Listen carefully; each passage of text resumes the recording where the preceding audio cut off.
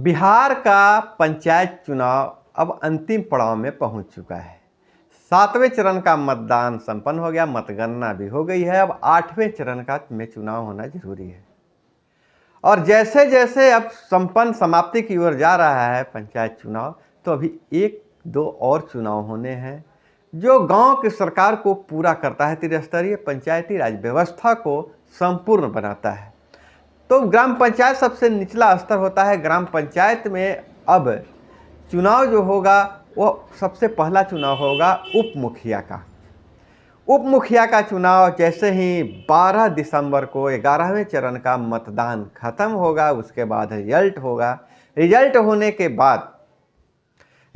के बाद तिथियां घोषित की जाएगी। उप मुखिया का चुनाव भी होगा, जिसमें वार्ड सदस्य अपने बीच से एक उप मुखिया का चुनाव करेंगे। क्या है उप मुखिया चुनने का नियम, कैसे चुना जाता है उप मुखिया, और उप मुखिया के क्या क्या अधिकार मिले हुए हैं, इन सारी बातों पे चर्चा हम आज करेंगे। लेकिन आप लोगों से हम गुजारिश करते हैं कि वीडियो के अंत तक बने रहिएगा, क्योंकि यह वीडियो बहुत ही जानकारी वाला है और सभी वार्ड सदस्य निर्वाचित हों या हारे हुए हों या आम पब्लिक को भी जानना जरूरी है। देखिए, पंचायती राज व्यवस्था में उप मुखिया एक बहुत ही महत्वपूर्ण पद होता है, क्योंकि उप मुखिया का चुनाव भले ही प्रत्यक्ष रूप से जनता नहीं करती है, लेकिन अप्रत्यक्ष रूप से जनता द्वारा चुने हुए प्रतिनिधि ही उप मुखिया का चुनाव करते हैं। इसका क्या है नियम, संविधान के कौन से धारा में मुखिया चुनाव के लिए कितने नियम, कोई कन्फ्यूजन नहीं रहे कि मुखिया का चुनाव, उप मुखिया का चुनाव कैसे होगा, उप मुखिया के चुनाव में कौन कौन से मतदाता होंगे, अगर मत बराबर हो आ जाए तो क्या किया जा सकता है, और अगर किसी तरह का कोई विवाद हो तो उसका समाधान कैसे निकाला जाए। तो हम सारी बातों पर चर्चा करेंगे, लेकिन उससे पहले मैं अपना परिचय दे दूं। नाम है मेरा अभय और आप देख रहे हैं ठोक तंत्र। दोस्तों, हम कार्यक्रम को आगे बढ़ाने से पहले आप लोगों से गुजारिश करना चाहते हैं कि अगर अभी तक आपने चैनल को सब्सक्राइब नहीं किया है तो चैनल को सब्सक्राइब कर लीजिए। वीडियो पसंद आए तो एक लाइक जरूर कीजिएगा। तो हम देखते हैं कि क्या है नियम, संवैधानिक नियम क्या है।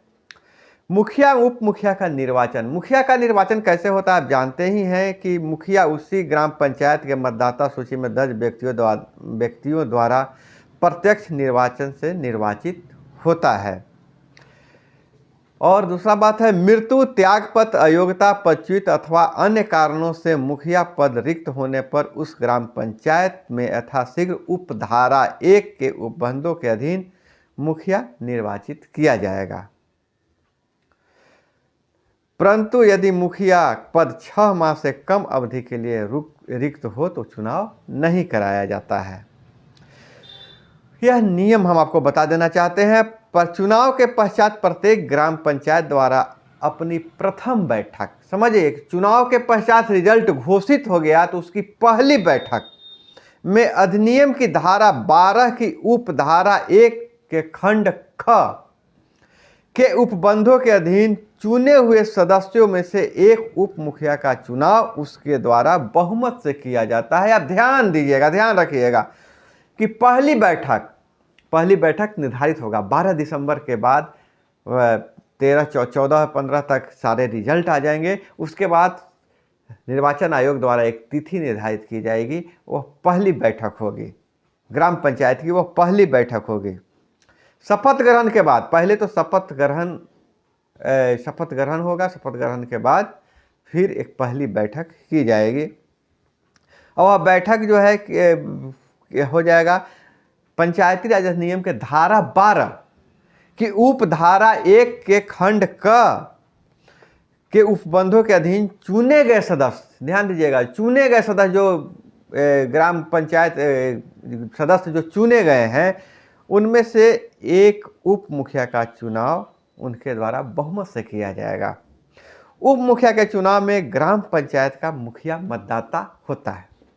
उप मुखिया का जब चुनाव होता है तो उसमें ग्राम पंचायत से मुखिया चुने जाते हैं प्रत्यक्ष मतदान द्वारा, वह भी मतदाता होते हैं। मान लिया कि जिस पंचायत में अगर 14 वार्ड है तो एक मुखिया भी मतदाता होगा, लेकिन बहुत जगह मुखिया मत नहीं देते हैं। ऐसा भी होता है कि मुखिया मत देते ही नहीं है, सोचते किसको हम दें। लेकिन अगर 15 हो गया एक मुखिया लेके, तो 8 जिसको मत आ जाएगा वह उप मुखिया बन जाएगा, चुनाव की नौबत आई तो। उप मुखिया के चुनाव में मतों के बराबर होने की स्थिति में परिणाम लॉटरी के द्वारा निर्धारित किया जाएगा। आप ध्यान दीजिएगा इस बात को। बहुत जगह कंफ्यूजन यह है कि अगर मत बराबर हो जाता है तो कह देते हैं कि मुखिया जी फिर से वोट करेंगे, मतलब दोबारा वोट करेंगे। ऐसा नहीं है, नियम के अनुसार ऐसा नहीं है। जो नियम कानून का बताता है, जो कानून की किताब बता रही है, उसके अनुसार उनका लॉटरी द्वारा होगा, या सिक्का उछाल के हो, लॉटरी द्वारा ही चुनाव होगा। सिक्का उछालना भी सही नहीं रहेगा। नाम की पर्ची डलाएगी और बराबर अगर मत आ गया तो दोनों का नाम डलाएगा और फिर उसको लॉटरी द्वारा निकाला जाएगा, फिर सिक्का भी उछाल के किया जा सकता है।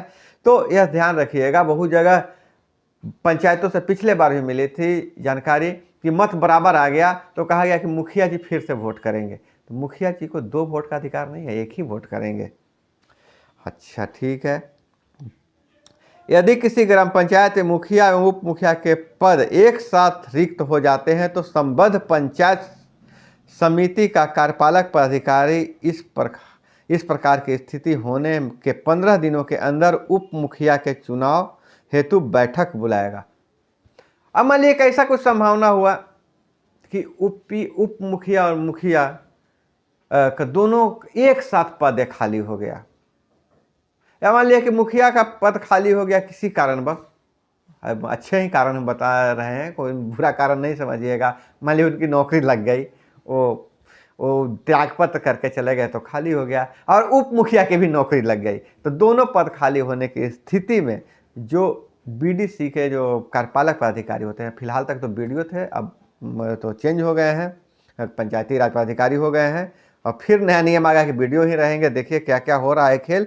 लेकिन उस स्थिति में 15 दिनों के अंदर उप मुखिया के चुनाव हेतु बैठक बुलाएगा। 15 दिन के अंदर फिर उप मुखिया का चुनाव कर लेना है, जिसके लिए सदस्यों को कम से कम 7 दिन पहले सूचना दी जाएगी। उप मुखिया के चुनाव के लिए 7 दिन पहले सूचना दी जाएगी। दोबारा की बात कर रहे हैं, जब पद खाली हो जाए तब। ऐसी बैठक की अध्यक्षता संबंधित पंचायत समिति का कार्यपालक पदाधिकारी करेगा, परंतु उसे मतदान का अधिकार नहीं होगा। मान लिया कि बीडीओ साहब कार्यपालक पदाधिकारी है तो अध्यक्षता करेंगे, लेकिन वह मतदान नहीं करेंगे। मतों की बराबरी की स्थिति में परिणाम लॉटरी द्वारा निर्धारित किया जाएगा, बार बार बताया जा रहा है। अब हम बता रहे हैं कि शंकाओं में, जैसे अगर किसी तरह की कोई शंका हो तो शंकाओं के निवारण हेतु एदत द्वारा घोषणा की जाती है कि उपधारा के अधीन अनुसूचित जाति, अनुसूचित जनजाति, पिछड़ा वर्ग तथा महिलाओं, अनुरक्षित महिलाओं के पदों पर आरक्षण परियोजना चक्रानुसार सिद्धांत पर। खैर इसकी जानकारी की बात नहीं लिखी हुई है। बात यह लिखी हुई है कि अगर मान लिया कि जो आरक्षण की स्थिति है उसको मतलब रोटेट होते रहेगा, यह बताया गया है। और यह थी उप मुखिया की चुनाव के बारे में। अब उप मुखिया तो चुन लेंगे, तो उप मुखिया का कार्य क्या क्या होता है, उप मुखिया करेंगे क्या, तो उसके बारे में हम चर्चा कर लें कि उप मुखिया के जो अधिकार हैं वो अधिकार के बारे में हम जानने का प्रयास करेंगे कि उप मुखिया का क्या काम है, उप मुखिया की जिम्मेदारियां क्या है। तो उप मुखिया द्वारा समय समय पर लिखित आदेश के रूप में सौंपे गए शक्तियों, कार्यों, कर्तव्यों का निर्वहन करेगा। साथ ही ग्राम पंचायत के सामान्य या विशेष प्रस्ताव द्वारा निर्देशित कार्यों का निर्वहन करेगा। मुखिया की अनुपस्थिति में मुखिया द्वारा संपादित किए जा रहे सभी शक्तियों, कार्यों एवं कर्तव्यों का अक्षरशः निष्पादन व निर्वहन करेगा। यह होता है उप मुखिया का कार्य होता है, इसकी जो जिम्मेवारी होती है। हम यह बात बता रहे हैं आपको कि उप मुखिया के बारे में आपको हम जानकारी दे रहे हैं कि उप मुखिया एक सामान्य पद नहीं है। उप मुखिया भले ही उसको चुने हुए, इनडायरेक्ट रूप से तो जनता ही चुनती है क्योंकि उनके चुने हुए प्रतिनिधि ही उसको चुनते हैं, लेकिन उप मुखिया के में एकदम ऑटोमेटिक जो है मुखिया के अंदर जो शक्तियां हैं वो शक्तियां उप मुखिया में भी आ जाती है। तो दोस्तों यह थी उप मुखिया के चुनाव के संबंध में जानकारी। किसी तरह का कन्फ्यूजन नहीं रहे इसके लिए मैं आपको ये वीडियो बना दिया हूँ। और आप लोगों से गुजारिश है, सभी वार्ड सदस्यों से गुजारिश है कि आप अपने बीच से एक ऐसे उप मुखिया को चुने जो आपके अधिकारों की रक्षा कर सके। और एक बात मैं सख्ती से कह रहा हूँ कि जैसे ही उप मुखिया के चुनाव में किसी तरह का लोभ, लालच या भय, परिवारवाद, जातिवाद के चक्कर में नहीं पड़िएगा, नहीं तो आपको पछताना पड़ सकता है। और पैसे के लेन देन तो बिल्कुल करने का प्रयास नहीं कीजिएगा। जैसे ही आप बिक जाते हैं आपकी कीमत खत्म हो जाती है।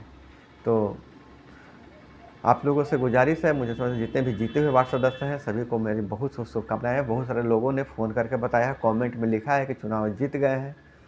मैं प्रयास करूंगा कि सभी से बात हो जाए, सभी को अपने चैनल पर लाने का भी प्रयास करूंगा बारी बारी से।